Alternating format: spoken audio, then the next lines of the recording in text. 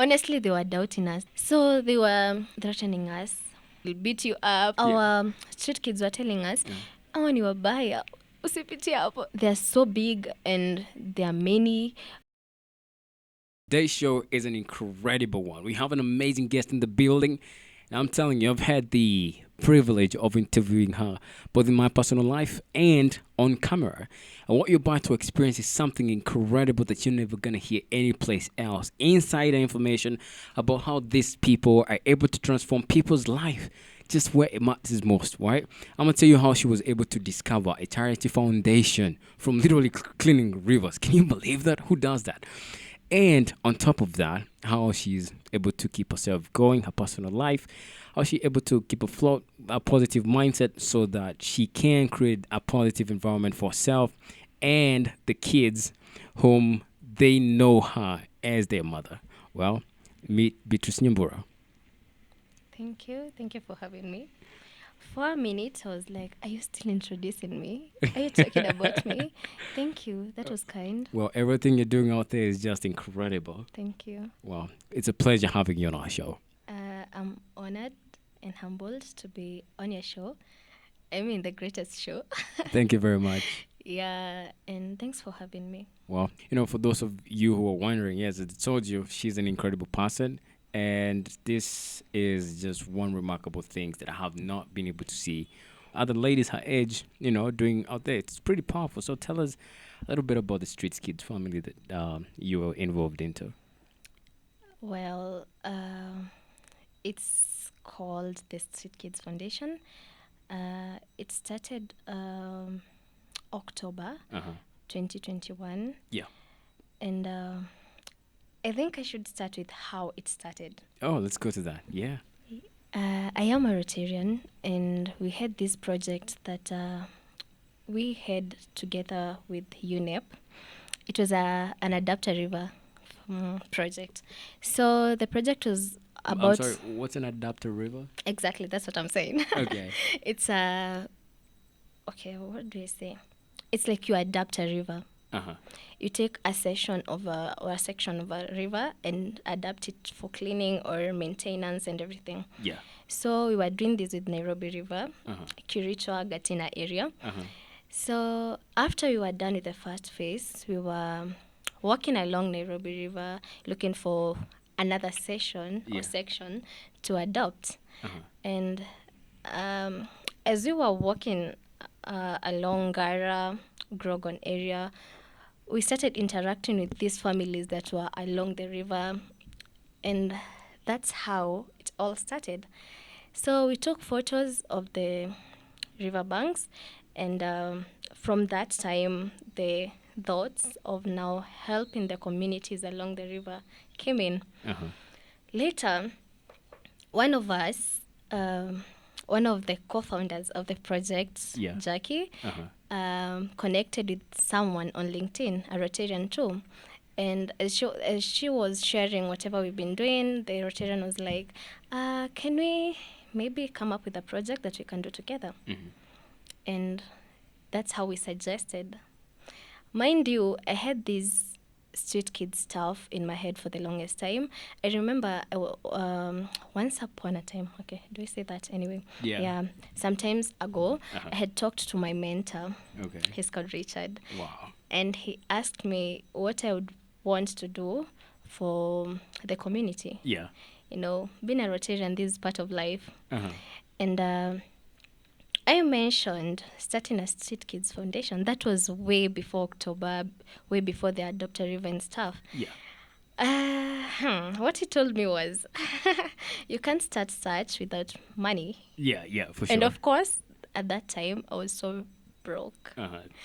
So, but in my head, I was like, I know there's something that we can do about it. But anyway, I'll start it once I'm employed. Mm-hmm.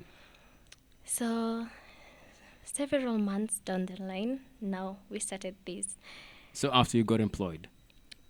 Well, it was not after I got employed. Yeah. It just came. It just came. Yeah. Okay. I was still a student. Uh-huh. Of course, I was working part-time, but still, the No, funds. Yeah. The funds was Yeah. okay. So wow, that's so impressive. So you mean here you are, You just adopt a river like literally. That's so ambiguous when you say that because I'm just seeing what it is. Like you adopt a river, you clean a section of the river, and then you meet these families living around this, the banks of this river, and then here you are. You're like, oh my goodness! Now we need, we know now what we need to do, and it's support these families. And now you start taking these kids, and now like they become they're not like now your river. You're like adopting them and then cleaning them and then making them better than they are or whatever the community would have made turn them into. And starting another river source, I Yeah, mean, yeah. from them. That's for sure. I mean, Yeah. that's so incredible. So, a little bit before we continue to the next question. So if somebody wanted to know you, like, who are you? Who am I? Yeah, So, who is Beetle? That's a question I struggle answering yeah. by myself. Tell me. Uh-huh. I think, okay, I'm not very sure who Beetle is, but what I know Yeah, I am a humanitarian, an environmentalist, an entrepreneur, a business lady, yeah, a procurement and logistics specialist, yeah. a sales enthusiast. Uh-huh. Yeah. That's a lot. That's a lot of titles for somebody in the early 20s.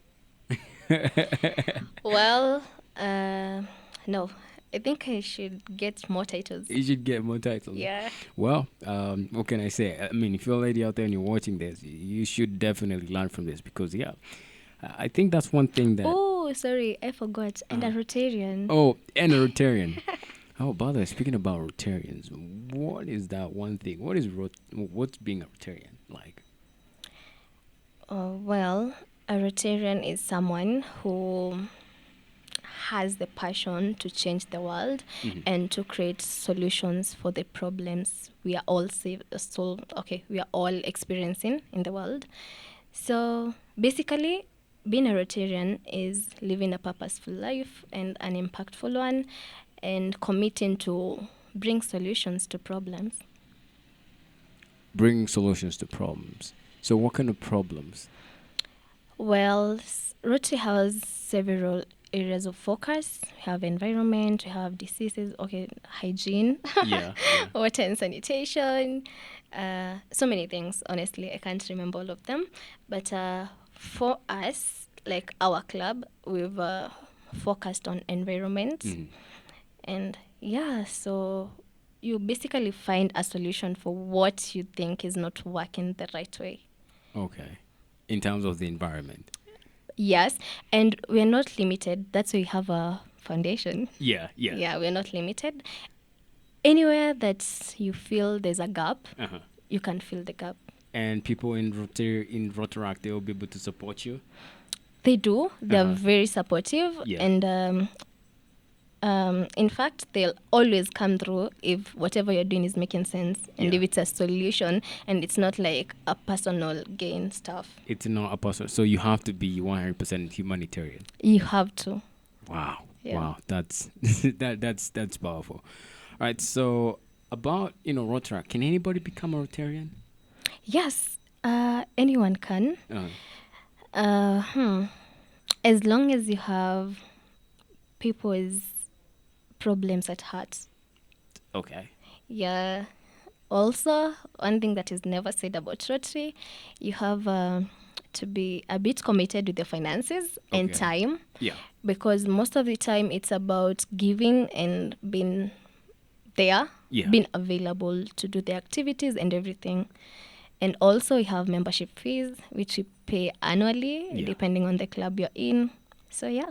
Is it just in one specific county? Is it in all counties? Is it just in Kenya? No, Rotary is an international staff. Mhm. We have Rotary International, we have several districts. For instance, our district has 4 countries. Yeah. Have Kenya, South Sudan, Eritrea, and Ethiopia. Do you guys like inter-travel or something? Yeah, we do. Uh-huh. Like the last DCA, DCA it's like a district conference Annual stuff. conference. Yeah. So the last one was at Amani in Ethiopia. Uh-huh. Yeah. Wow, that sounds kind of fun, but obviously it sounds like another church, but it's not a church. It's 100% focused on solving people's problems Well, and giving okay. time. People interpret it differently. Uh-huh. There are people who say that Rotary is a cult, Yeah. and I mean, Would you be surprised if you say that it was? Somebody say it's it is? not. Uh-huh. Okay, I wouldn't be because it has been said before, Yeah. and we know we are Rotarians, so we Yeah. know what to do, Uh-huh. and it has nothing, and it's nothing close to that. Yeah. So yeah, and I think people think Rotary is a cult because most of the people who are Rotarians are financially well off. So I mean, assumptions where you see so many rich people together or wealthy people. Yeah. And the cult is gonna interpret it like, hey, he's a cult because every rich dude is parking their moti Yeah, there. but it's just rich men who have the passion to help. Rich ladies, they're what? Yeah, They're they are those two. there. Okay, sounds cool. All right. So yeah, I mean that But sounds okay, cool. That you sounds don't like have to be rich though. you don't have to be rich to Yeah. join. Okay, so that's guys, it's cleared out. Anybody can be a Rotarian as long as you have a heart to help. Do you think I'm fit for Rotary? Okay. Based on how From you know me. yeah, based on how you're not. Yeah. Well, you okay, I wouldn't say that you're not, just that you question everything. But on on the issue of helping people, you Yeah. are supposed to be, because honestly we've been supporting our project, the Street Kids Foundation. I don't know. Thank you. You've been very supportive, and that's one thing about being a Rotarian, and actually that's the main thing. Being supportive. Yes. So you can be supportive without having a membership. You can be. You can be. Yeah. So yeah, we'll definitely drop more details about the Streets for Kids. Is that the name of the foundation?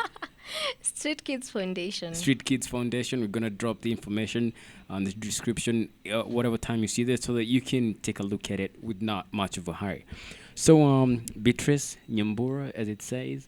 So what is the plan for the Street Kids Foundation? Now, what happens when you went down there, you found the kids, and you decided, hey, we're gonna be supporting those kids. So what now came through? Like, how did you get the initial funding to start helping these kids? Well, at first it was really tough because we didn't have anyone to fund us. Yeah. So, of course, you go talk to them, tell them that you're planning to do this, and they're like, okay. Honestly, they were doubting us. They're like, hey, you guys are so young to be even doing all this. I mean, Yeah. how will you be doing this? Yeah. So, most of them were turning our requests down, the request to help them. So, then we didn't like have a criteria. It was just like anyone who needs help, Yeah. we'll help them. So when we started the project, we were just having meetings weekly with these kids and everything. Mm-hmm. And at times getting them lunch. So the more they started getting more committed, we started now feeding them weekly. Weekly. Mind you, Uh-huh. Uh-huh. we are still students. Yeah. So I think this was the toughest phase of our lives Yeah. because most of us were depending on our parents for pocket money and now some other hustles. Yeah. And now you're feeding an extra person. Uh-huh. Yeah. Yeah, it's kind of tough. Yeah, it was tough. But that's the same mechanism. It's so funny that you brought that up because that's the exact same mechanism that if you look at our history, how how we got colonized, it was because somebody came with ships and they brought honey. Okay, they had honey, but they brought rice, and they also switched the people living in the coastal region, and that's how they got their footing into whatever became like like an empire from abroad. Yeah. Yeah. Okay, so now you start feeding these kids. Now you're not only getting through to their stomach, you're getting through to their heads, and like they're getting conditioned, right? Into like, hey, there's somebody who comes with a good heart. They're feeding us. They're friendly. All that kind of stuff. Now you've created that bond. Now, what happened next? Well, now um, there was this group of let me call them chokoras, Uh-huh. who are now very against us Uh-huh. because we settled on a specific group that was now committed to us, Uh-huh. and they wanted us to be feeding the whole place. Like there are so many, and they want us to feed everyone. And honestly, we were even struggling to feed the small group that we had. Mm-hmm.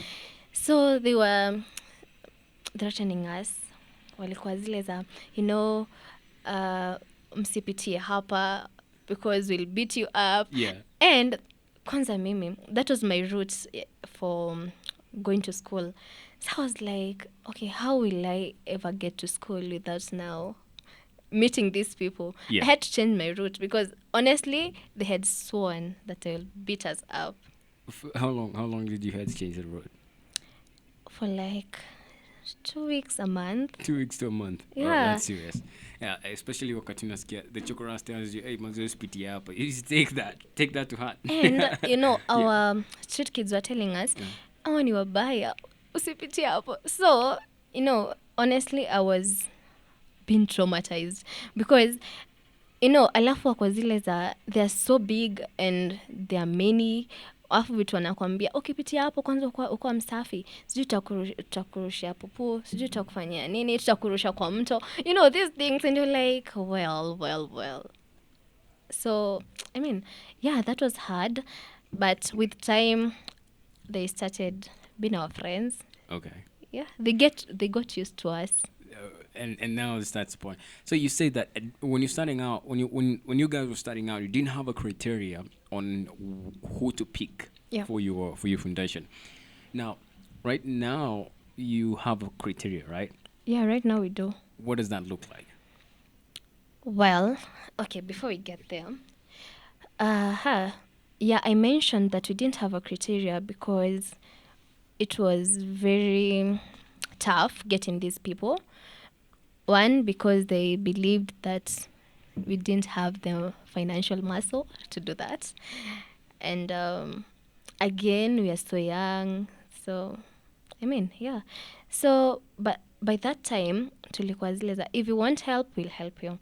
So it got to a point now, we've gotten the kids on board, and we've started now officially the project, and we've gotten donors who are helping us, and now the project is on.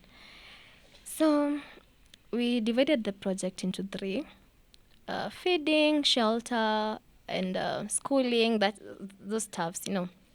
The first phase was feeding, and now we were feeding them every day, like daily, uh, 2 meals. Later, tukaona, you know, the feeding was not going to help them like long term. That was just a short term stuff, and we decided why not now introduce the schooling phase. Now this is where the drama started. These kids, they were not into schooling at all, most of them, Okay. because some of them were so big, How old? How old were they? from 16, Two. 18, 19. Uh-huh. Okay, most of them. Yeah. So we sat down and now we were discussing. We told them what we wanted. And of course, we wanted to hear from them because this is their life, you know, and you can't just push everyone to school. So they were like, apana. Now you ask them, okay, kila mtu atuambie what you want. They were like, mimi nataka nyumba, and a phone and everything. The other one was like, mimi nataka bees na nyumba. Mimi nataka... okay, there's one. Okay, there were two who had girlfriends from other places. So they were like, they want us to move them in. From the streets as well. Yes. Okay. They want us to move them in. But the girlfriends were from other streets, Korogosho and Kawangware. So they're like, they want us to move them in with their girlfriends. Others wanted us to, you know, these fancy stuffs, Yeah. you know. Yeah. Sisi tuko like, you know, hata sisi mkiingia kwetu tunateseka, sijui. I don't know what are these that you guys are saying, no. Yeah. So we told them the only thing we can do right now is provide education. They're like, sasa kusoma, no. That's where we draw the line. And Okay, at some point it was making a bit of sense. Some of them were like, hey, we are so old to go back to school. Kama mimi sijaliachia class 6, hii nimekaa miaka mingi nje, so going back to primary wouldn't make sense, Yeah. which we were agreeing to. So we Yeah. were like, we don't have an issue with you going back to school, but see primary. We can take you to technical schools. It's funny thing. Do technical schools allow like guys who never went to school? Like, if you dropped out of class 6, will a technical school allow you in? Yeah, they are schools, vocational schools. Like Isinya, Isinya. yeah, Okay. Where is that located? Isinya. Which county is that? I think Kajiado. Okay, makes sense. That's What are you saying? Anyway. yeah. I'm just flabbergasted and mind blown to hear that you don't have to go to school in order to acquire skill. Like Yeah. if there's a vocational college out there and it can show you how to get a skill right, dude, go ahead and get it. I mean, it's like now it's your fault if you're not. If you sit there and say, hey, man, I don't have a skill set that I can be able to get money from, and yeah, there's a vocational college out there that's able to teach you the skills that you need to learn. All right, so you've mentioned that most of these kids, from 16 to 19, they wanted all these selfish gains, most of them. What about the ones who say, they want a house, they want a phone, they want to start a business? What happened to those? Okay, there's this one Uh-huh. that told us anataka biz. Oh. And okay, yeah, we listened and he was like, we asked him, of course we were hanging shule, honestly. Uh-huh. And he was so big, he was actually older than us. He was not even 19. He was 22, 23. By then I was 19, 20, I think. So he told us, tukamuliza anataka job inakaaje. He was like, ya kuuza mahindi, chapo, easy kuhawk kwa streets. Yeah. Okay, it made sense like for him. It really did, because he wasn't interested in going back to school, and he was, we were now having this good rapport and we didn't want to lose any of them. Yeah. So we were willing to. So tukaanza kubai vitu za biz kidogo kidogo, and when everything was bought, we had a meeting so that he starts his business the next day. We went to have a talk, and the guy was like, now we have everything, and I'm not going to start this business if you guys have not provided a good house for me. Mm-hmm. Because I wouldn't be coming to my business in the morning and going back to a shitty shelter. Mm-hmm. So like, okay, tell us what kind of a shelter do you want? They knew where we used to live. Okay, like place kama yenye mnaishi. Mind you were living in a single room. Yeah. Tuko like, okay, but now how will we again, we've what am I saying? Tumekwekea hibis, and now it can generate income monthly, so you can be able to afford a house. Yeah. I was like, no, I'm not starting if you guys are not doing this. So everything that we had bought, alienda kaziacha kwa hoteli yenye walikuwa nakulia. And he said he's not going to start. And from that, we never saw him again. The next time he was coming, alikuja after a while. Tulikuwa tusha jam, we had made up our mind that we're not doing this anymore with him, because we looked for him for a while and we didn't see him. Mm-hmm. We didn't find him, that is. And so later when he came back, I think alienda akateseka sana huko nje, because now we were not feeding him as we used to.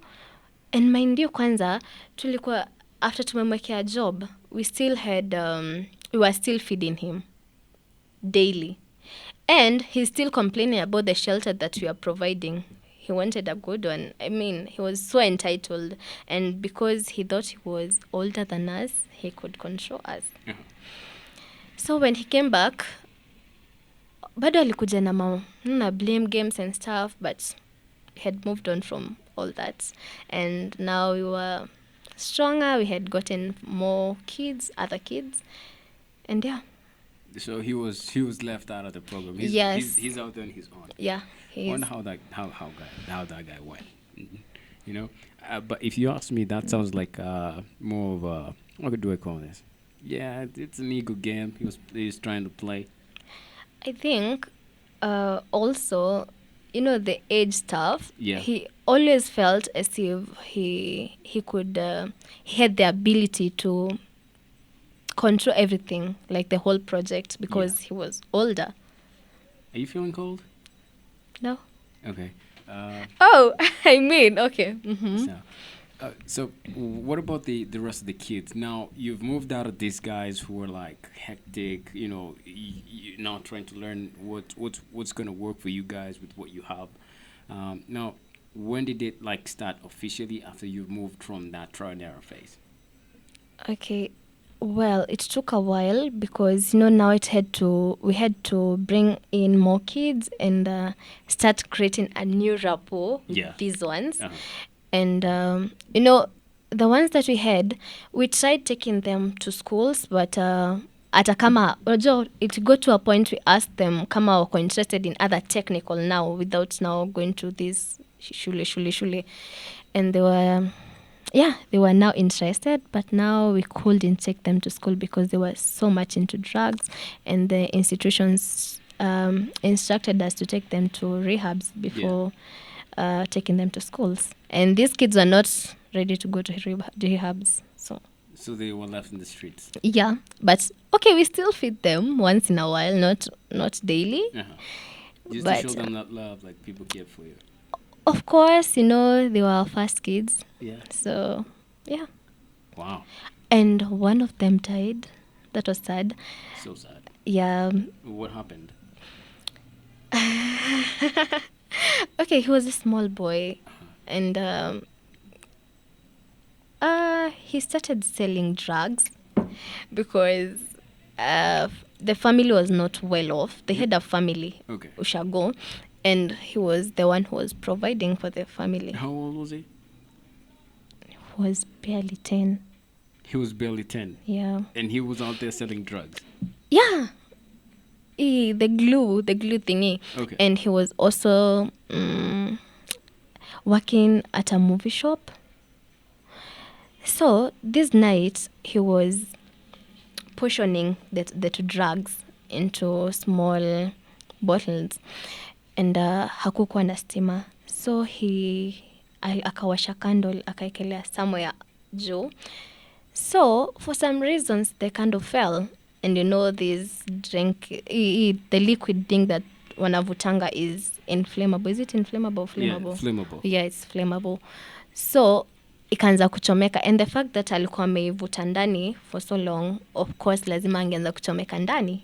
Okay, from what I heard. Yeah. And the drugs he was selling hazikuwa zake.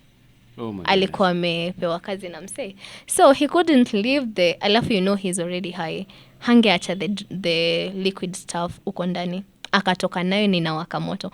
So it was a big deal, akachomeka sana na ikaleta moto mingi, like, yeah, and that's how he died. Wow. That's so hard. I mean, damn. That Imagine was sad. Yeah, so sorry to hear about that. Imagine if that guy grew up to be, to be like 20, 25 or something. That would have definitely been a life changer, Would have been the greatest cartel we ever had in this country. Yeah. Well, but, may he so rest in peace. So now, with the street kids now you have today, so much that you guys have gone through, learning through stages, what works, what doesn't work, trying to bring in new people and learning how to, give them whatever they need so that they can be empowered in their own ways. So what do you currently have? What are you currently handling at this moment? In terms of? In terms of the families of the streets. Okay, the new kids that we brought in, okay, now the criteria. We chose the youngest kids, below 10, and kids who had guardians, still street families. So I think that made it very easy because now, these small kids are not into drugs. Of course, they're not affected by the street life so much, so it's easier to mold them. And now the parents are the drama because they're into drugs, but it's easier to work with the parents because they also know what they want for their kids. Let me ask you something. Is it hard to find a street family that isn't into drugs? It's hard, It's hard. very But hard. does it exist? Yeah, we had one kid who was not into drugs and he was around 16. What about the parents? No, with that one, uh, we didn't know much about the parents. He was among the first slots, Uh-huh. but he was not into drugs at all. Do those kind of people, do well in your program? They do, but also they have their issues. What kind of issues? They face so much in the streets and now they are sober. So these things kind of affect their normal life. They look so innocent, but they are dangerous. What kind of dangerous is Honestly, you can't tell what they'll do the next minute. that? Like steal, like beat somebody up. They're short-tempered. They're they're just dangerous humans. Wow. They're That's- low-key and they're so innocent looking. uh-huh. Yeah. So what are you doing to change that? Okay, before we go to that, do they like start fights in schools? That's something that we've dealt with for the longest time. These kids were used to the street life, kutusiana anyhowly, and that tough life. Yeah. So when they went to school, they would fight and abuse, insult people, like seriously, those big insults, Yeah, the yeah. serious ones. So every time the teachers used to call us and sijui kuna huyu, he has done this one amefanya hivi, sijui this one ameibiwa blanketi, ameiba mbili, they were out there for revenge. They're used to that life. Yeah. And now, it was like kind of hard for them to adapt to the new lifestyle. They didn't understand how they were getting things so easily. I mean, Yeah. so they had to put on a show Yeah. at school every time. Every time. Yeah. So how long does, if you pick, like, say somebody who's 10, how long does that take for them to adapt into like a new environment in school and with other people outside the streets? Okay. From 1 to 10? Mm-hmm. Or you're saying a group of 10? I'm saying from the age, let's say the age of less than 10 years. That's very fast. I mean, in like a term or two, In a term they're or two. good. Okay, but before that, before those term or two, it's crazy. The first term Yeah. is so dramatic. And you have to be going to school almost monthly. There's a big thing that you've done. Sijui, when you're taking them to school, Yeah. we usually get them snacks. Mhm. And of course, tunawaambia, make sure you've finished the snacks before getting to school. Tell me why. Kwa domo ndo wanakuanga na snacks peke yao every time. They have mangles, hatujui wametoa wapi. So mnaenda kufanyiwa check-in ndo mwingie. Vitu zinatolewa kwa hiyo bag, you are with him but you're like, how did you even get all this? Nilipewa na mom. What time? No, I've been with you.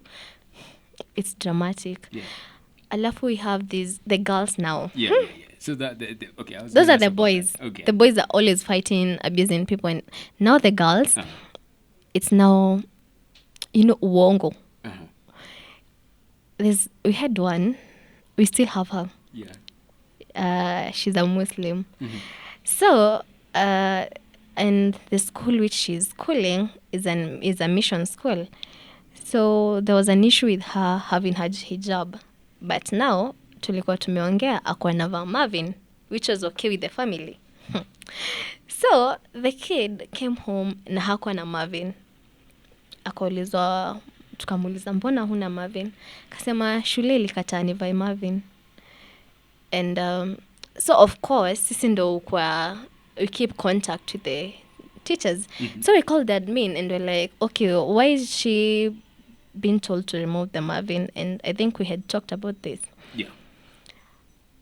The teachers told us, now we asked her the same thing. She told us, Marvin yake ilipotea na hamkumnunulia ingine. What? It's a double story. I know. And sasa mkienda Wow. shule inakuwa a whole thing because now she starts screaming, ataanza kulia, anasema walimu wanamwonea. Yeah. And crazy. All right, that sounds like she's if it's like one of those movies where the lady, there's always that lady who manipulates people's heads, and then Yeah. the guys out there, alpha, I'm gonna beat you, I'm gonna kill you, you can't do anything to me. That sounds like that part of the movie, clearly. Yeah, they are always in the deputy's office, all of them. Yeah. Sijui huyu amefanya like, but I mean, Would you say this stems down to a lack of self-esteem, self-confidence or self-belief that they could be like everybody else? yeah, I think they kind of feel they are different from Yeah. the others, and any small thing that you do to them, they feel triggers them. Yeah. Unaona ni kama unampima. That's how they are raised from the streets. Anything you do is wrong. So kila kitu, even if you're correcting them, like just a genuine correction, they'll take it as if it's a big deal. You're just against them. Yeah. Right. So that's a funny thing because I can imagine living in the street and then all of a sudden you try to be good to me, dude. I'll be like, are you serious? Are you being serious? All right, prove it. Yeah. Bring it on. Well, so what are you guys doing to have that, to make sure that as much as you're helping them bring them to a good life, but at the same time you're helping them see and understand how much of a valuable person they are deep down inside of them? Okay. We have a program that we bring in people to talk to them, Yeah. although most of the time it's virtually, Uh-huh. to talk to them about life generally and maybe counsel them during the holidays. Also, we talk to them, and show them so much love in as much as they avoid it so much. They these people, I think they just want it tough. But as per now, they are really doing well. They're They- really doing well. Yeah. They start getting the life and then they adjust to it. And also I mean, they've really changed. If I look back, Yeah. they have really changed. Wow. I think the programs are working. Well, you share. You have. We're gonna share. We're gonna put up those images Yeah. for people to see. It's Yeah. gonna be crazy because the moment she sent me these photos, I was like, oh man, it was like, I remember the last time you told me about this. I was like, I'm moving from my other charities that I have because I'm feeling like it's a joke and stuff to you guys because even though it's whatever you told me, I was like, damn, you're moving mountains because nobody's got guts to go deep down into the streets, get kids who come from broken homes, abusive parents. There's no love. Okay, if it's love, it's pretty tough. Tough, like real Toxic. tough. It's yeah, like that kind of thing. And then here you are, you're trying to mold their lives. I can imagine how hard that was. And I was like, damn. See, you deserve. I mean, you guys deserve all the support you can get, whether it's emotionally, whether it's any kind of support. That's why you're gonna go out. You gotta check out this program, Streets for Kids Foundation, in the description below. Because man, it's one thing to say you want to help people. It's one thing to actually go out there and do it. And these people, they're actually going way above and beyond. I've seen them like wake up in the middle of the night just to receive calls, for these kids and all that kind of stuff. It's like full-time job, like parenting, but it's not your kids, it's not your parents. So you might have a really big heart to do that, right? Yeah. And that's one thing I appreciate about you guys because wow, I don't know if I would have the stamina. It's actually to do that. parenting. It's 100%, and It's actually parenting. and when you go into that, it's like you've signed up in a job where you're not getting paid, and it's like full time. yeah, and it's full time. Yeah. Whether you're sleeping, you just have to sacrifice your personal life for that kind of life. And the kids, they expect to see you every meeting, every time they need to see you. And I mean, at the beginning it was a bit easier, but Yeah. right now, everyone is engaged. We are now getting to the corporate world Yeah. slowly. Yeah. So Speaking about the corporate world, how's it? That's the personal life. How's it going? Well, I can't complain. Yeah. It's been uh, amazing few months, Yeah, and I love it. you love it. Yeah, So, given the next few years, would you like to continue down that path? I would. Uh huh. At this point, I don't think I've faced any big challenge Uh huh. that would discourage me against that. Uh huh. And also, uh, all my life, I've always wanted this kind of life, Yeah. waking up, going to work, and, having your own desk at work, Yeah. going for meetings, Uh-huh. going, you know, I mean, this is, Wow. I'm living my dreams, but Well, honestly, yeah, it's challenging. It has its own challenges. well, congratulations. Well, if you go there and you realize it's kind of different, there's other people out there, living a completely different life. But they have a desk at home. Sometimes they work in their pajamas. Sometimes they just wake up in the middle of the night. They wake up whenever they want, and they still make as Tell us much money about it. Tell us about as it. much money as the executive does. Or maybe more. Yeah, absolutely. And it's uncapped. So if you decide like, hey, Oh, next month I want to make absolutely more money, I can definitely go ahead and make more money. And the beauty is you can decide to get, based on how you're going. I think that kind of program will be better for you because you need more time on your hands okay. in order to build this foundation, because again, time is whatever you spend your time and energy on, it definitely grows. And if you're going to focus more into your corporate world, then that's okay. Your dream is going to be met. You're going to have a little bit of some money there here and now, but the time factor with all this all these things that's happening, I like to see you grow this foundation way much bigger and become your corporate environment so that you can start, like running it on a bigger, massive scale. You're tackling it in the country, maybe east of Africa, you never know. Yeah, that's so kind of you. Thank you. Because yeah, I feel like most of the time we look at international aid for people to come from abroad into our country to solve our problems, and we forget that it's you and I who's gonna make a difference. When I give a contribution and you come up with your own smaller contribution and the other person comes with their small or big contribution, whatever it is, when we bring it together, then that becomes something that somebody else might need just to be on that other level of changing their life. And you're not just changing their life, you've just changed the kids' life, the kids' lives, and you never know where that's going to end. Maybe it's going to end back to you when your kids really need it or your kids need it. So it's a circle world where we absolutely have that power. And Yeah. all we have to do is be unite. Let's set our differences aside. Let's focus on a goal where we are benefiting. And by the way, you spoke about Richard, your mentor, and Okay. and he told you that a community goal is super important. What was his reaction when you just pulled that thing off with no money?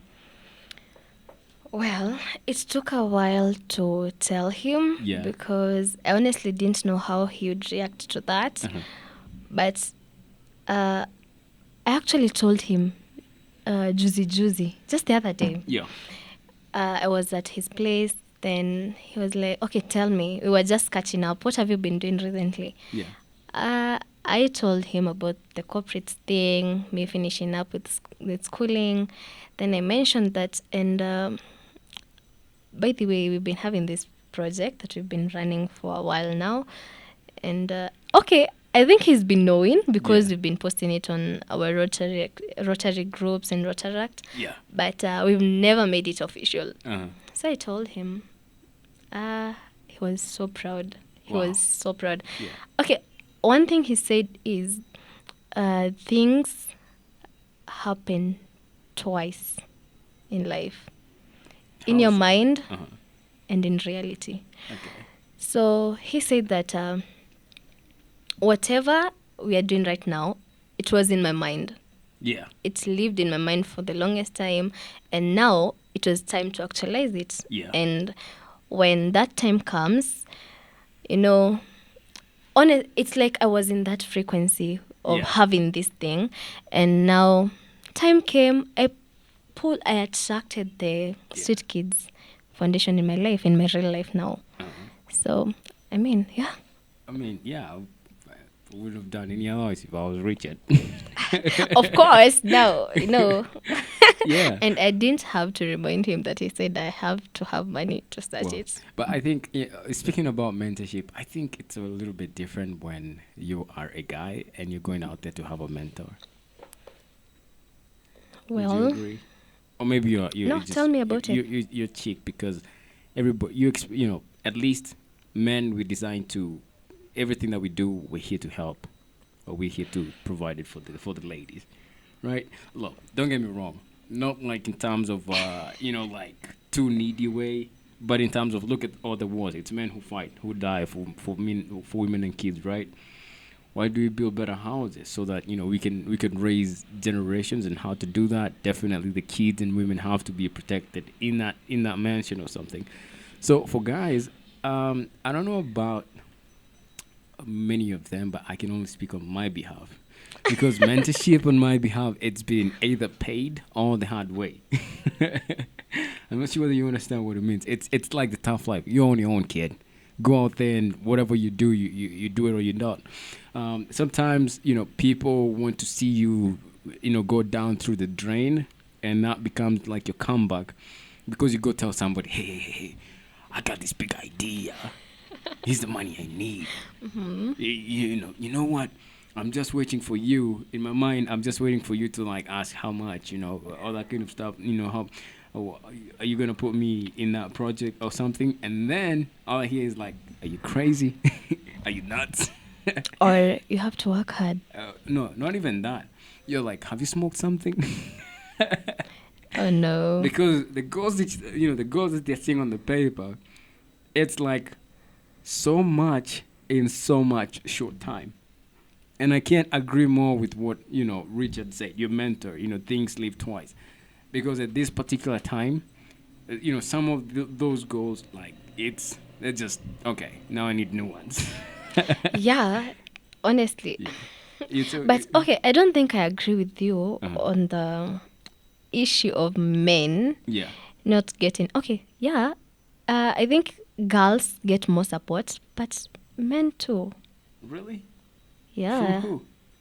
Unless from you had a other really, people. unless you really had a really good dad. Okay, there's some great people. Don't get me wrong, but I'm saying most times as a man, you have to look more so that people can see that you're genuine. You're not just another guy who's trying to get into people's pockets and make a damage out of that, or trying to take people's time.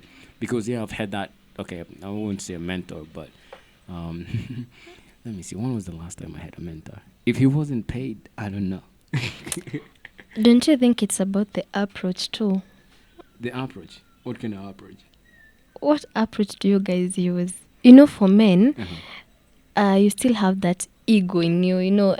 It's not like I'm begging you. Yeah, yeah, yeah. But for girls, we allow ourselves to be vulnerable. Wait, we're also vulnerable. Ah, please. But for men, it's like, hey, here's what's gonna happen. Okay, here's what I intend to do. Here's what I need from you. All right. So I'm waiting for you to ask, how do I get this? How are you gonna involve me in this? And now it becomes, I'm not only benefiting, but you're also benefiting. Well, yeah.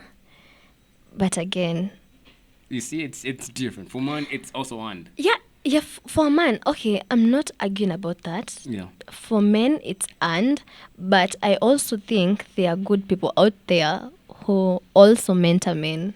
I'm looking forward to that day.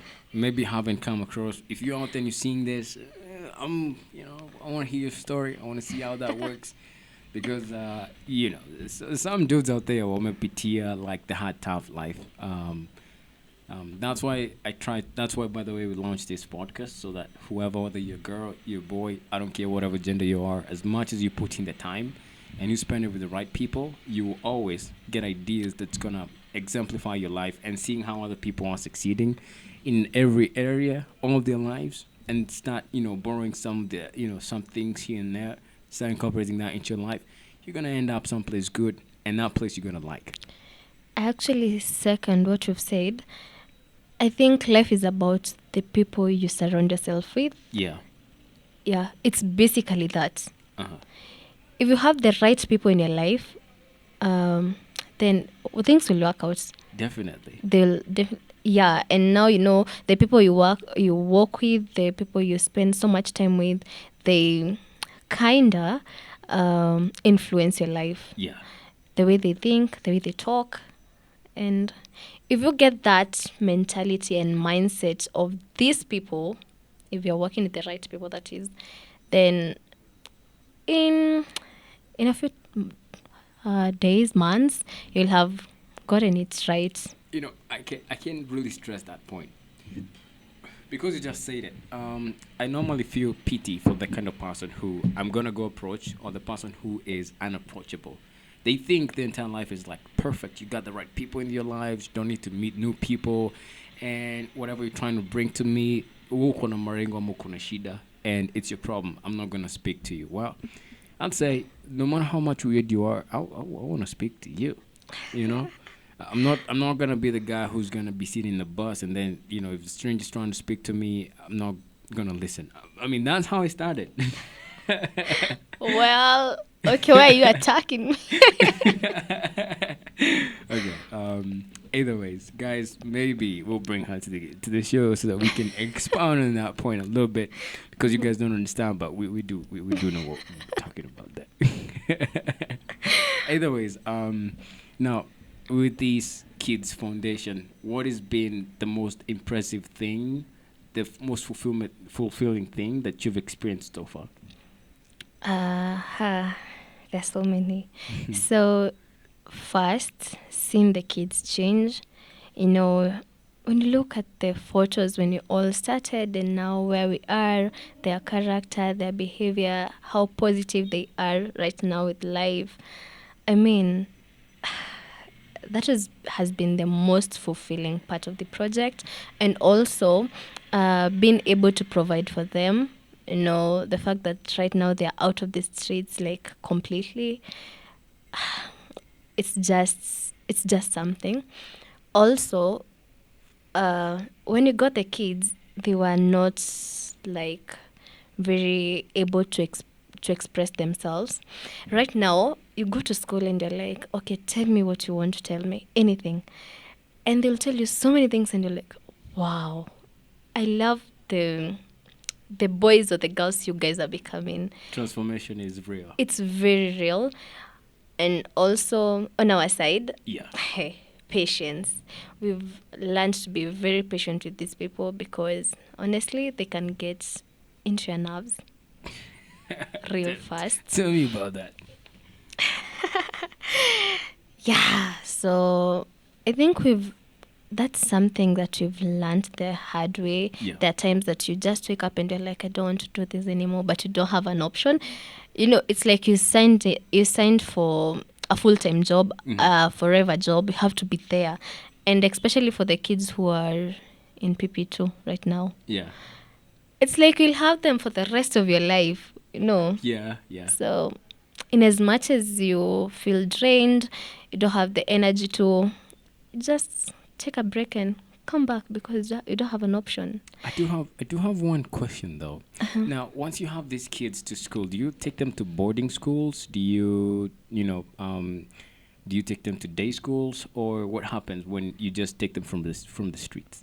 Of course, it can't be a day school. They still go back to the streets. Mm-hmm. It has to be a boarding school and out of town, like very far from Nairobi, where they can't get the drugs. They're not exposed to the outside very much, and a very different environment. With hizi shule ziko ndani ndani, even the kids huko hawajachanuka chanuka. Yeah. So it's hard for them to continue their lifestyle. So they have to change. What if kitchen wale wengine, like, hey, msikia mahali place gani kuna booze? Exactly. Ukiwapeleka za tao, Yeah. they'll still organize nao wengine wawalete vitu mbaya.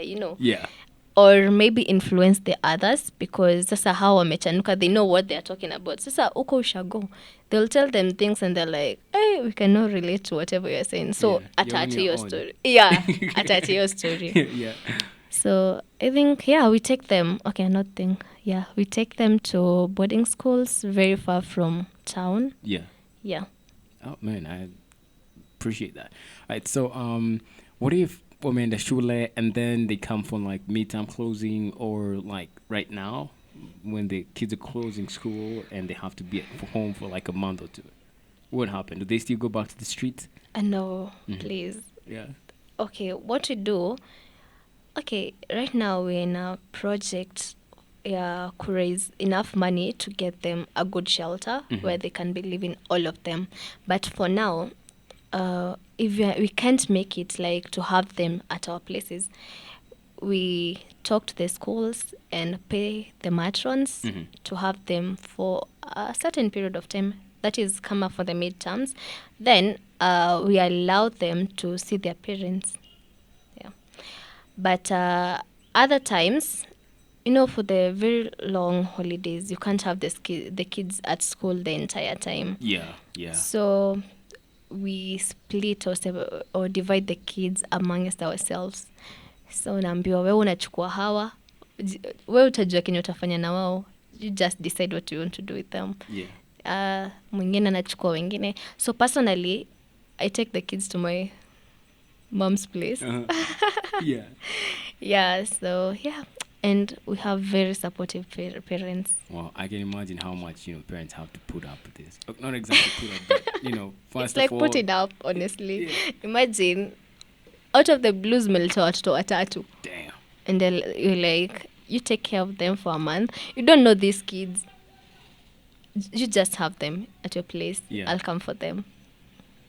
But And they don't have an option. I mean, that's so much clever. That's like literally like disrupting the industry. If you ask me, this is like the new version of Airbnb, where they moved from we just moved from hotels and all that kind of thing.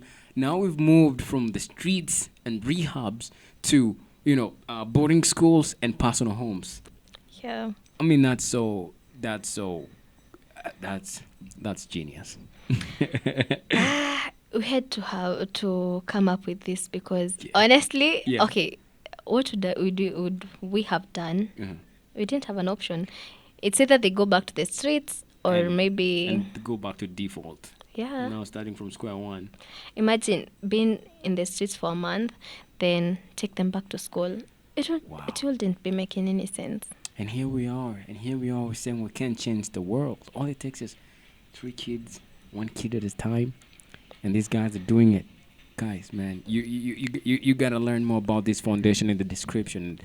And if you're there, this is the right people to support right now. Speaking about building a shelter for this, specifically for them, so that they can be at home and feel all that kind of thing. When, I mean, how much money are you planning to raise? Well, I don't think I'm ready to talk about the exact amount Okay. because we are still calculating. We have to get a land, Mhm. a big one, Yeah. because of course the project is growing and we'll have to bring in more kids Mhm. and also the infrastructure. Yeah. And also, if we bring in the kids and now we have a home, you have to have more people who will be maybe taking care of the kids. Yeah. So it's a big project. Yeah, It needs definitely. a lot of money.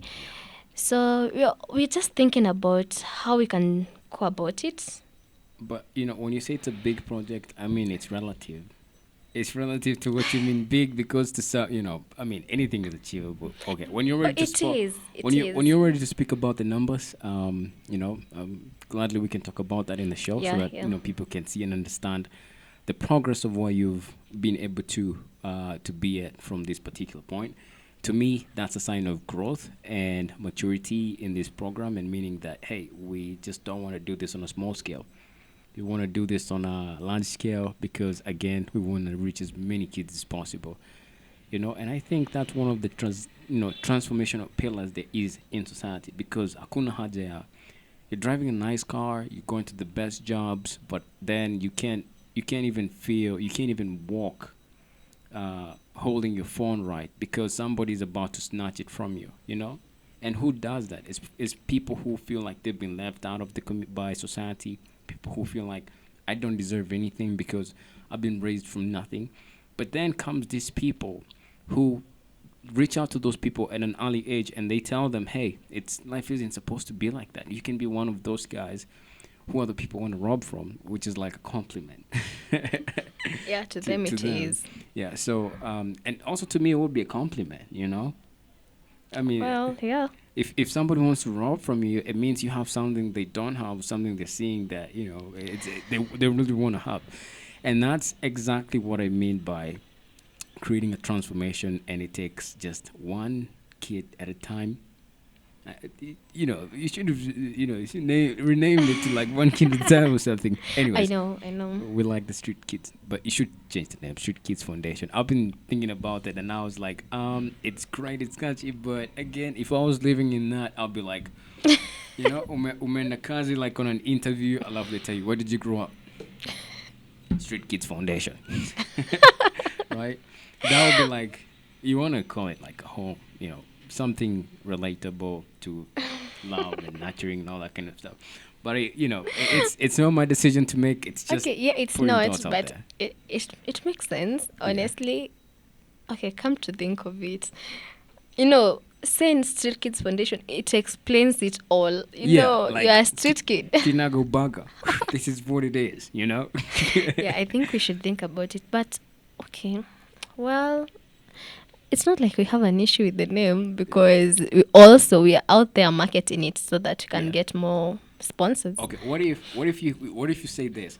This is um like reforming home or something like that, or one kid at a time, and then the one line is the Street Kid Foundation, because Well, that's also marketing. It's all in one title. okay, of course, I'm not arguing about marketing with you. Okay, yeah, Yeah, please. I know. So, I Yeah. mean, we can do that. If you get any point from a marketer, we Well, adopt it. I'm trying to look at the situation where if I was growing up in that foundation, I'd want to really own the name, and at the same time, I wouldn't want the name to limit the reaching out to new people, to new donors and sponsors as well, Yeah. right? So either ways, it's so funny. You're good looking. You got all these ambitions. You're still getting these kids going. So like, what is your why? What motivates you? Well, I think the passion to see the world being a better place for everyone. Uh huh. That's what keeps me moving each day. Of course, hell, yeah, you can just live your life without helping anyone, and it's not like a crime. Well, I think that's one of the saddest life there is. No, I don't think so I think it is. because Here's why. Because no matter what we think, when I look at wealth and how to create money, there's universal principles. And for you to make money, you didn't make it by chance. You have to rethink about the principles that you use. And if you can like multiply those principles, then you can make money again and again and again and again. So there's some people who make money, and the byproduct of them getting that money, it doesn't make them happy. But who says that you have to make money and not be happy? You know, that's why when you give, when you incorporate giving into from your income every single time you make money, that's you training your mind like, hey, there's more than abundance out here. And when your brain sends out those like waves and frequencies into the world, and the world is like circular, they're gonna come back. And when they come back, you're gonna be like, I'm having more. Let's keep on giving. Your giving keeps going up, and not only that, your income keeps going up as well. So I think it's more about most people learning these principles, how they work, and how they can use them. From day one. I'm gonna give you a personal example, okay? okay. So when I was dead broke, when I say broke, I mean dead broke. You could just see me, unaona ujamaa kabisa. He's on a white jeans. Imefuliwa like a million times. T-shirt imefade, right? I mean, I'm trying to paint that picture. Kiatu, inakani kama imebaiwa like 2 Christmases ago. Alafu nywele sometimes, kinyolewa inanyolewa kabisa. Ama Ndio kama ikae ijanyolewa, yeah. Ama kama ijanyolewa, it's like an afro, right? And I'm not taking jamaa hana, no cologne, but obviously looking good because he's built, physique, alikuwa na exercise kidogo. Hana watch, hana anything of that. But This guy every single time alikuwa na like anapatiwa 100 bob. Either it's somebody who considers a hey man, I want to buy you lunch or something. I used to take that 10 shillings and I'll deposit it to somebody else. And then I'll spend the rest. Obviously, I'd keep some of that one and like 40 shillings, and then I'll spend like like 60 bob. Okay, if I give out nime bakina, so I'd spend 50 and then keep 40 and then 10 narushia to kick up someplace in town, and I found out to be really amazing because you train your mind to have money when you don't have it. Know when you have it. And this is the problem with most people having like instant wealth because the moment you start making like a lot of money, you forget about giving if you haven't been giving in the past. And wrong decisions. And wrong decisions. So money is also like learning how to walk. You have to fall down many times, and if you can't keep getting up and learning about those mistakes, when you have lots of it, you're gonna make a mistake that's gonna cripple you. Yeah, also, I think for me, giving has really, I don't know, I've really grown from Yeah. the time I started giving. Kitambo, before I started the foundation, hey, we've suffered. Tell me. Yani, we were living, ile maisha ya comrade, you are comrade, you, Yeah, yeah. that life. Mm. But, the moment you started giving, even if you're not like giving so much, the time, the energy and everything, things started falling into place slowly. And I mean, looking back, or even in my next life, I'd still do the same. Yeah. Yeah, because I mean, there's so much that comes with giving. Yeah. It's fulfillment that you can't even explain somehow. Yeah. Wow. And who says you can't change the world? It's your dollar or maybe 100 shillings. I'm a 10 bob mtu mahali, alafu nakusanya huyu mwingine, huyu mwingine, huyu mwingine. At the end of the day, it feeds somebody, it closes somebody, it takes somebody to school. And that's all it needs to get one kid into a better life and out of the streets. All right. So we're going to go to a break, and when we get back, we'll have more lined up for you, and you better watch out. All right. Cheers. So now we're going to be wrapping up the show, and everything that we've talked about in the show, we are prepared to answer each individual's questions, and I believe it's 5 questions. So you've prepared 5 questions for me. I've prepared 5 questions for you. Yeah. So here's how we're gonna do it. I will ask you one question, and then you answer it, and then you ask me the other question. So it's an alternating way, right? As you suggested or something. That's what I've been told. Let's see how it works. You let me know if you like this questionnaire thing in the chats, and so that we can make it a little bit better. And also let us know which other questions you might want to have for guests in the next show, in case you're not satisfied with the questions that we got here, right? So without further ado, I'm gonna go first, right? So you ready for my questions? I am. Let the drum rolls begin. So do you believe there's good people and bad people? Well, I think you get to experience a person depending on the relationship you guys have. So, you might meet someone, and in your head, you think that the person is bad because of your first encounter or whatever situation you guys met in. But to another person, it's all okay. We all go back to the personality, we have we have a personality, but different people get our different personalities. You get what I'm saying? Oh, so does that mean that there's no good people and there's no bad people? I don't think there's a bad person. Every bad person to you is a good person to another person. So your answer is relative. Yeah. Okay. You can be a good person and a bad person depending on the situation. Mm-hmm. Yeah. All right. I'll What do you settle. think? I think if you ask me whether there's good people and bad people, I'd say neither. There's only people. You decide to become good based on what's in your consciousness in that particular moment, and you get to choose whether you want to be a good person or a bad person. Yeah. Whether it's conscious, whether you know it or not know it, and this is the problem with getting raised, right? Some people get raised in obscurity, poverty, misery, and so that's the only stuff they carry around. But what they don't know is they can change that, and Yeah. become whoever they want, the good person they want, the good person who's got the money, the good person who's able to share, the good person who's also caring, and who's also a beast. Yeah. Yeah. All right. Well, So hit me up with your question. okay, given a chance, would you get into money laundering? No, Why? because the fruit of trying to cut corners is the beginning of looking for easy ways in every area of your life to be to get a shortcut, Okay. right? So money laundry, like how long do you think you're gonna do that anyways? Right? It's the that's why we have the Fed to take care of that. If I play my role and I'm creating value, I'm still gonna get the money and I'm gonna sleep well at night. I'm gonna be fulfilled with that money.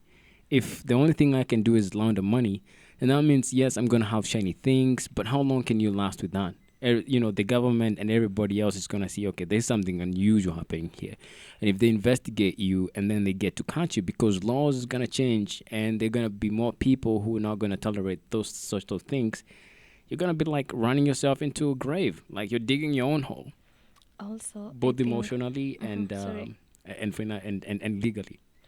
Yeah, I also think such money, easy money, you don't get to enjoy the money peacefully Yeah, because you're always, afraid of being arrested or maybe something might not work out yeah, and you're not sure if tomorrow you'll get the same money. So, I mean, yeah, it's not a wise whatever. yeah. Venture. All Yeah, right, it's not a nice venture. there you have it. Okay, so now it's my question, right? Now let me ask you this. Now, here's my second question. When is the right time to start giving money? Is it is it is it when you're broke or you wait till you get rich? No, I don't. Okay, I don't think there's a right time to start giving. Uh, Giving is you give. Okay, you don't have to wait until you get rich to start giving. Hmm. If you can't be trusted, there's something that says there's a quote that says if you can't be trusted with the small that you have, you Yeah, can never be trusted with the large. Okay, with large amounts or a large project or whatever. yeah. So a giver, a giver by him giving or her giving, even when he's not in, not very well stable Hmm. financially. Yeah. So I would say you don't have to wait Hmm. until you have a lot of money for you to give. If you couldn't give when you didn't have any, even when you get millions, you'll never have a chance to. Give. Okay, so that's intro like saying the best time to start to give it's when you're broke. Yeah, I didn't want to say that, but but that's what you explained. basically, That's the yeah, explanation. Right. yeah. And broke isn't bad, right? Being broke is good because sometimes you can have money, but you have to go broke. Like you have to save it, after you've done all that kind of stuff, and then you can go out there and get more. All right. So broke isn't really bad. It's not a bad thing. All right. All right. So your turn. Hit me with the second Yeah. question. Okay, what do you think about corporate workplaces and ventures? I think it's absolutely amazing. Corporates are organizations that are able to move products and services in the market in an organized manner than if you try to do it yourself. And if you want to build something to the extreme height, Mm-hmm. that's the best way to do it by building a corporate structure. Mm-hmm. However, however, I think as an individual who is only told go to school, get a job, a really good job, and then buy a car, get into all that kind of stuff, I think it can be a trap because that's the dream you're sold. And the ultimate dream as a person is to live life, to experience things, right? I like to reference way back when we didn't have any government and things, right? We could literally travel, go anywhere, but corporate environment just traps you into that one specific location, into, like a 9 to 5 gig where you're sometimes stuck in traffic morning and evening. You don't have enough time to do your own things. So it's relative. But again, it's a great start because it's a great start if you need to make that money, which is the stepping stones to helping you build wealth. And in the future, I'm gonna be releasing a program. I'm gonna be showing people how I was able to, transition from that kind of environment. I mean, I've never been into such, but being able to make money in your pajamas and still get well paid like an executive, Okay, you know? like moving from the mentality, the corporate mentality. Yeah, yeah. Anyway, I saw what you did there. What did I do? You know. All right, so I'm going to transition to the third question. So, quit school to start a business or wait till you graduate? Well, I wouldn't quit school to start a business. I mean, you can start a business when you're still schooling. Like, personally, I've been working the entire 4 years Uh-huh. while I was in school. I had a business. Yeah. What kind of business? I was selling outfits Uh-huh. online, Wow. and it was awesome. I think that was my rich girl era, you Uh-huh. know. Then there's this EABL stuff that I do. Yeah. Like the entire period, I've never been idle. Yeah. So I mean, you don't have to quit school. Uh-huh.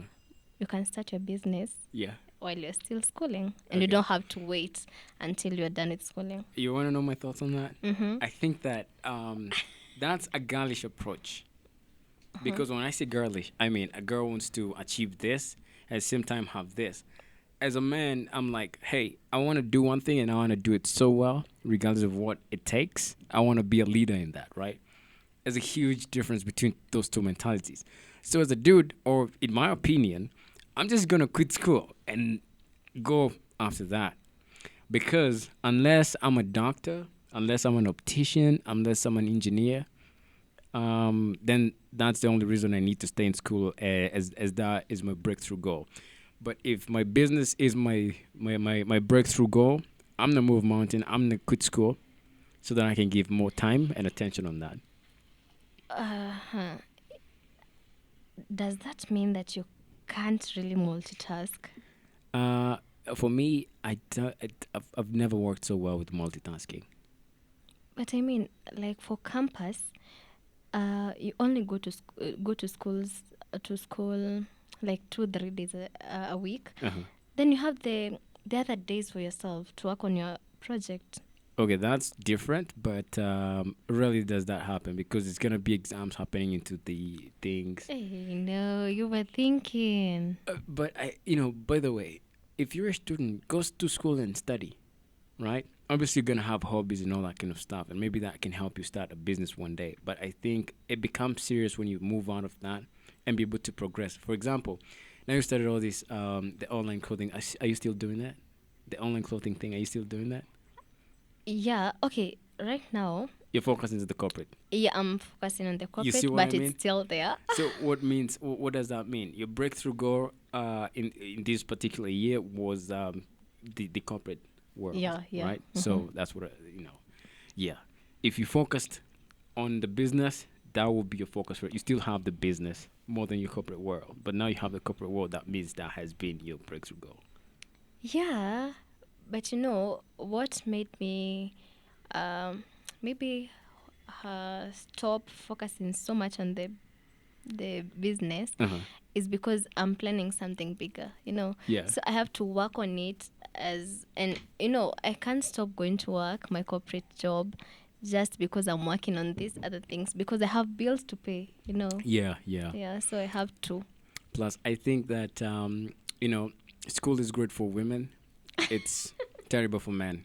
If you're a dude and you're not a doctor or any of those courses that require you to have like in-depth field with the best operating devices in the market, dude, go out there and hustle.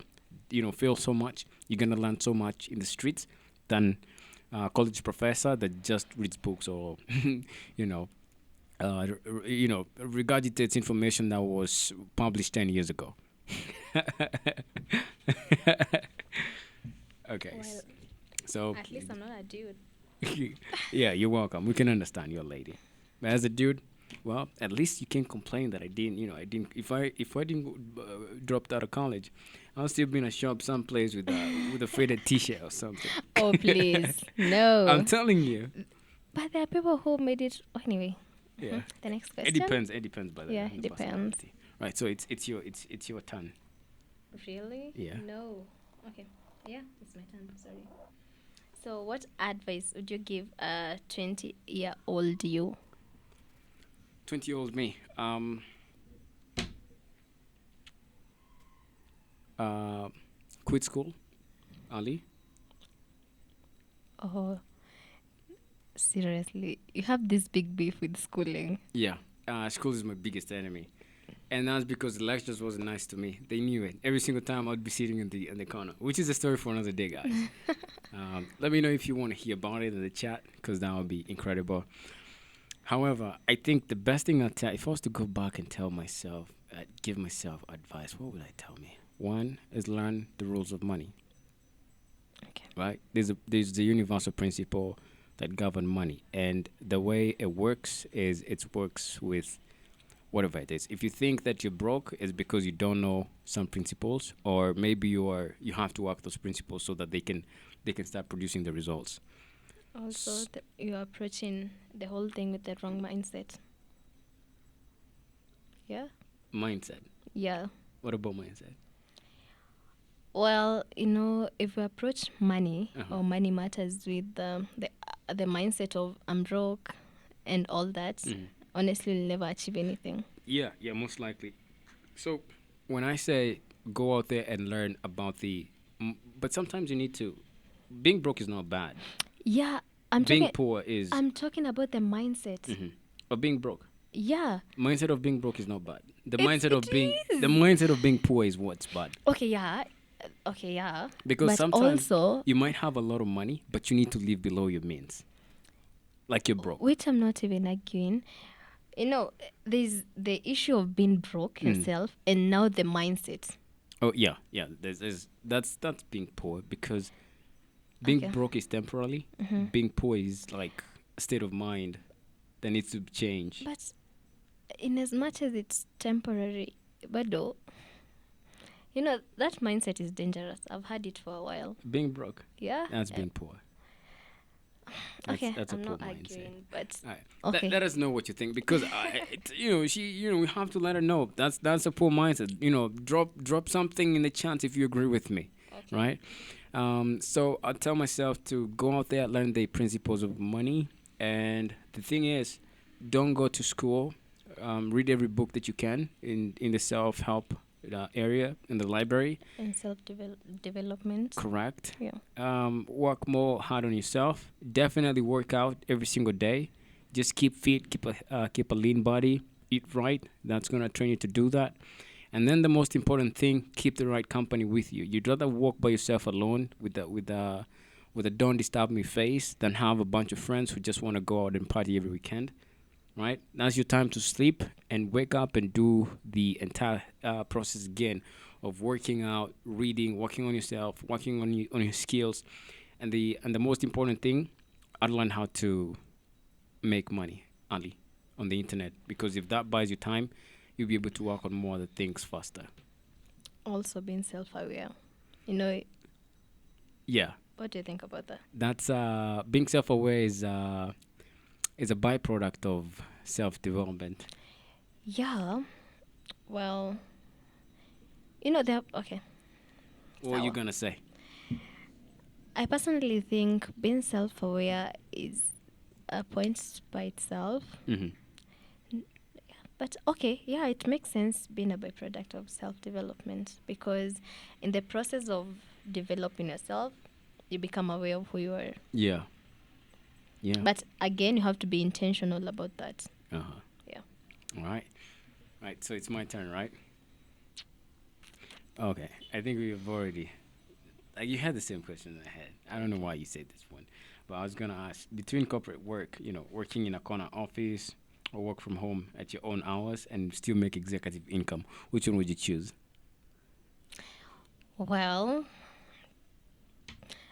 I think that I'm not very sure. I'm in a dilemma. Okay, I love it corporate because out there you meet so many people, you experience so many things every day, Yeah. including traffic. Uh huh. But again, being an introvert, I love my me time so much, and any chance I get, and of course, because I don't get enough time to be alone, so I think I would choose also being in the house Yeah. because I mean that's golden. So she chooses money. Money talks, man. Make money from home. I'm gonna show you how to do that. Just keep tuned, keep watching my next shows. I'm gonna We're your drop something. students. We're your students. Show us your ways, master. I will, sure will. By the way, she's already enrolled in the first program that we launched. I'm not gonna be releasing it to a lot of people. The reason is it's a small mastermind group because I want to make sure every person's results is really personalized, and I'm gonna give him everything I know. Stuff that made me go from zero to a couple millions in a few months, less than 6 months, I'd say. All right. So here's my other question. No, you're supposed to ask me that. Yeah. Okay. The last question, yeah? Uh huh. So, what motivates you to work hard? What motivates me to work hard, Or rather, work smart? or rather work smart? So the fact that I didn't go to school or I dropped out of college early, I knew life wasn't gonna be easy for me. Plus, I had an awakening early on. By the time I was maybe 2021, I had an awakening where that epiphany like crystallized everything, and everything was so clear for me. I knew what I wanted, right? And once I got onto that path, I didn't have anything. I didn't have money, but I was broke, but I wasn't poor. I just went to work. And work, no matter what kind of work, as long as you have that vision and you keep working, it's gonna work. And it worked out.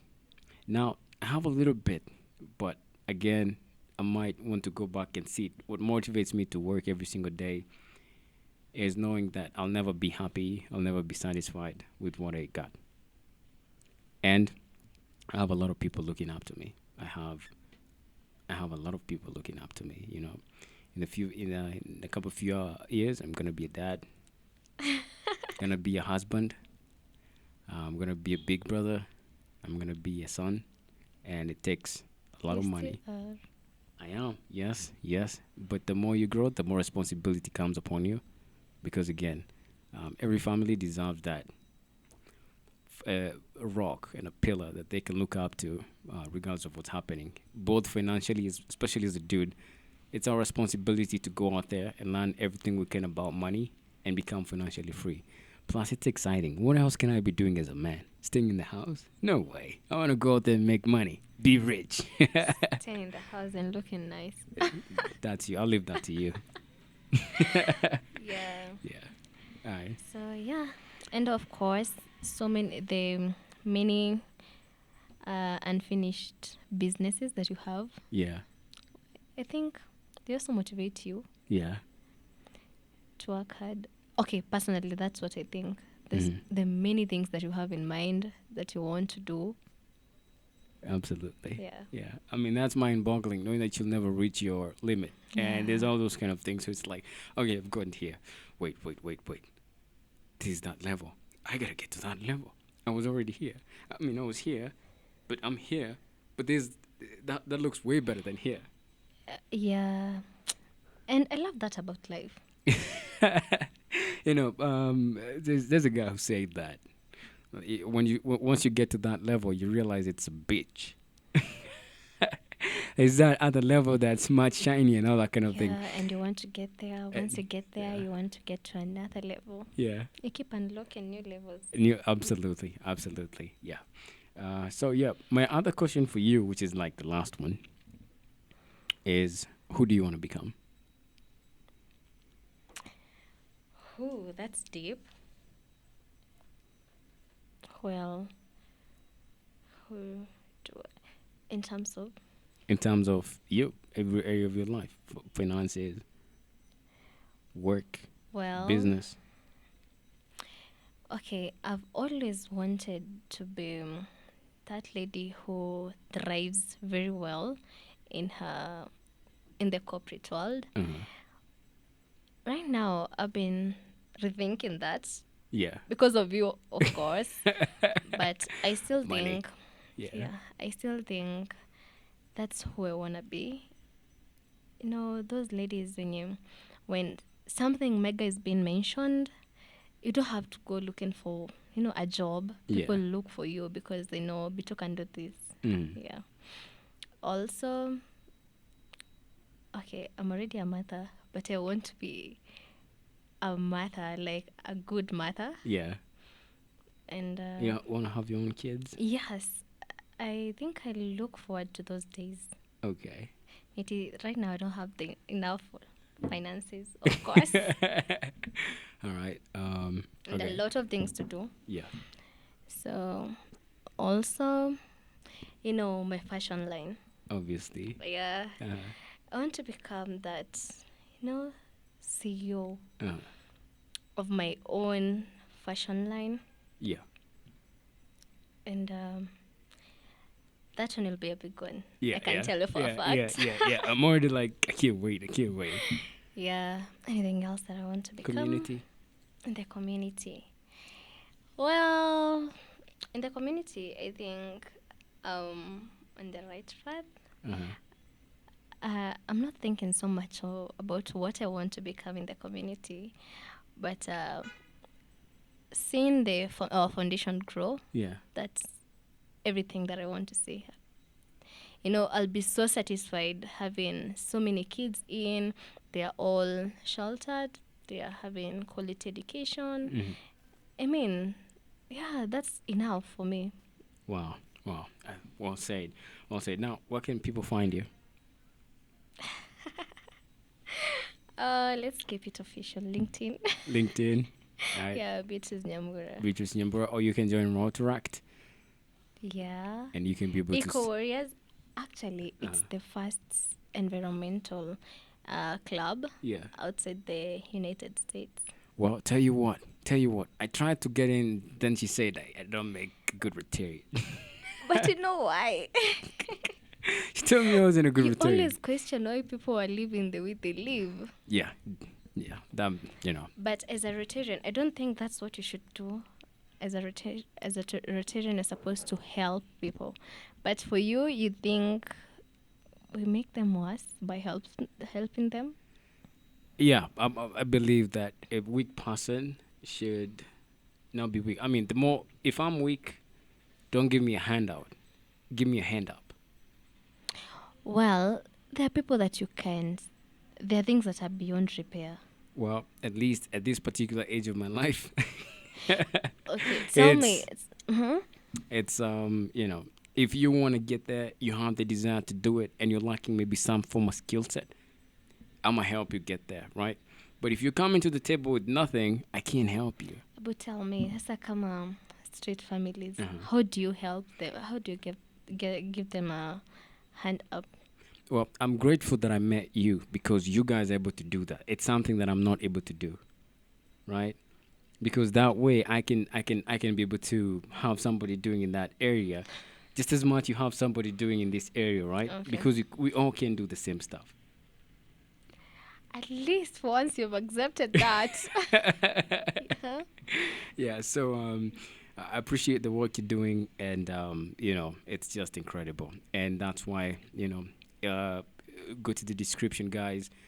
If you're watching this, see what she's doing with the community. I've decided to become part of that community through her, and not officially, maybe on Raw Track, but so helping that community is just incredible. Every single week, every single month, whatever it is works for you.